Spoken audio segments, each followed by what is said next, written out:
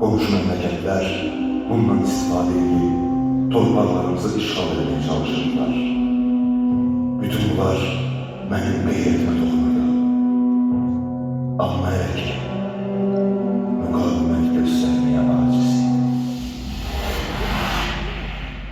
Taxta çıxandan sonra məmləkətin belə miskin hala düşməyinin səbəbini anladım. Hərc-mərcilik ondan idi ki, hökm bir adamın ixtiyarında deyildi.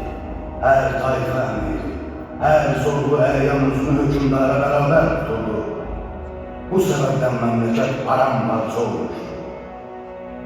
Ən əvvəl bunu aradan qaldırmaq lazımdır. Barmaqlar birləşməsə yumruq olmaz. Sədaqətli ordu yarattım. Əmrlərin hərc-mərcliyinə son qoydum. Məmləkətin itirilmiş vilayətlərini geri qaytardım. Səltənətin əvvəlki qüdrətini bərpa elədim. Fitnə fəsadı, xəyanəti ağır cəzalandırdım. Nə etdimsə, məmləkətin, dövlətimin qüdrəti üçün etdim. Ürəyim parça-parça olsa da, mən dolmalarımı, mən yaxınlarımla qurban verdim.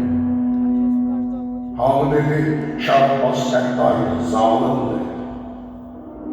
Zira anlamadılar ki, böyük əməller, böyük qurbanlar gəlir.